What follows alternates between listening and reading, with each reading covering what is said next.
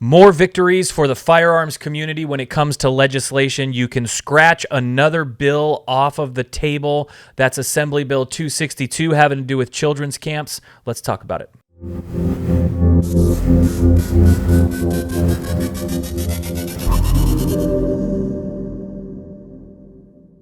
Hey everybody, welcome back to the channel today. That is right, more cause for optimism as another bill. This one, a 2-year bill, goes down in flames. Of course, I'm talking about Assembly Bill 262. This is on children's camps.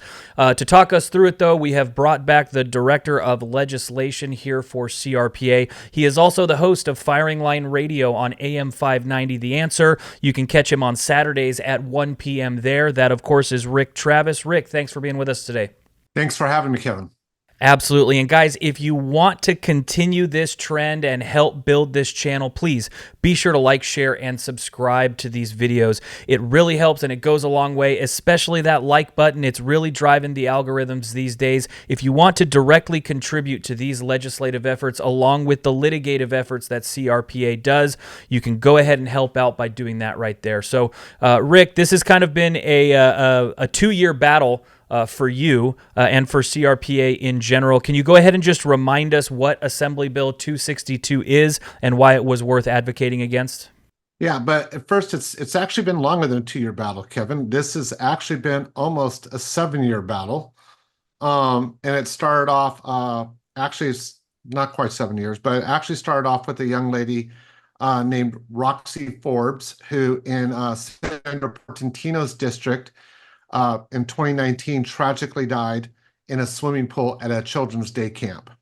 And this is a great example for your viewers to understand how a piece of legislation, even by a person like Portantino that may not be, for obvious reasons, well liked within our community, you can kind of see how things morph in the Capitol and why it's important to watch everything. So the bill initially came out as Senate Bill 217, and it was to deal with the tragedy of what happened to Roxy Forbes. I mean, 6-year-olds dying in a camp because they didn't have proper supervision, proper equipment, a lot of things that weren't in place. Of course, you know, it could be argued there's nothing more tragic than for parents to lose a child, especially a young child like that, to a obviously preventable incident. And so as a result, the parents did what a lot of parents do. They started a foundation, in particular, this one's called the Meow Meow Foundation, and turned Senate Bill 217 into what was known and had been known throughout this process as Roxy's Rules. And these were going to be rules to prevent kids from hurting. The bill died. It was killed very quickly. We had nothing to do with that at that time. And Portantino picked up the mantle in the second part of the 2019-2020 session, because our sessions are 2 years long. We'll talk about that. And they moved that bill, and now Portantino went for more things. So because what's happening in the background is the parents of this foundation are like, well, wow, we found out that kids' camps aren't regulated in a lot of areas. And so they threw in questions. They would go and ask, like anybody, hey, do you have special rules for shooting sports? Do you have special rules for ropes course, soccer? You know, the list just expanded, Kevin. And so when Senate Bill 955 came out, it had a lot more additions to it. Portantino couldn't get across the line. It died again. And that's when Chris Holden, an assembly member in Pasadena, Roxy had died in Altadena, which is inside Portantino's district, or districts overlap, and as most of the assembly districts do with Senate districts. And so what happened was Chris Holden took it up, and it became known as Assembly Bill 1737. And it really started to go after shooting sports along with some other issues. That brought it to 2 years ago when it became Assembly Bill 262. So what I want noted is this bill's morphed along the way to become more and more laser focused on swimming, equestrians, and firearms at camps, but it also had been defeated 3 times, and it's what the very definition of what we call zombie bills. These bills just keep coming back, and a good point to our community is our community tends to look, if we run a pro bill, like, hey, maybe we should have suppressors while hunting. Oh, well, we lost that bill, Rick. Don't do that again. No, the opposition runs these bills over and over and over again with slight twists and changes in them till they get them across. And so Assembly Bill 262, very narrow focus. At the top of it was shooting sports, We made several arguments. I took youth and coaches into the Capitol on 2 different Capitol days fighting this bill, and literally hand walked paperwork between offices to try to make sure things were getting done. Holden, after meeting with us, after hearing all of our arguments of, hey, shooting sports at camps, we're not having ambulances show up. Pools, you do, unfortunately, but you do. You know, some other sports, it's not uncommon statewide to have multiple ambulances calls, but we don't have that in shooting sports. So why are we kind of on the top of that list? And after presenting all that evidence and talking with staff and working with staff, Assembly Bill 262 got completely moved over to, at that time, she was still the Democratic senator. She's now a Republican senator, which is Maria Alvarado Gil, is the manager. We got into the legislation and removed every reference to shooting sports. And so now it's basically a health and safety bill that will tighten up some stuff. But this is how a bill that had some, I would argue, good intentions when it first came out as 217 morphed into being a very negative bill towards our community, and how we stopped it. So, I mean, thank you. That's a very expansive history. And I remember a couple of years ago when it became Assembly Bill 262. And I mean, you're kind of talking about this idea as it continues to morph over time. One of those pit stops, however, when it became Assembly Bill 262, was the fact that within the language of the bill, it was creating a group of stakeholders to essentially regulate this stuff.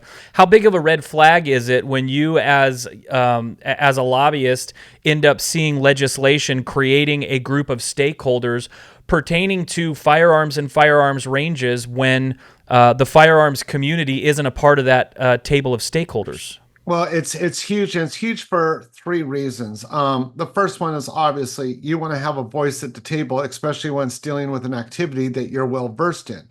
You know, you look at CRPA as an example. We've had 150 years of putting on shooting events, 150 years of having people trained to be range safety officers, instructors, coaches, etc.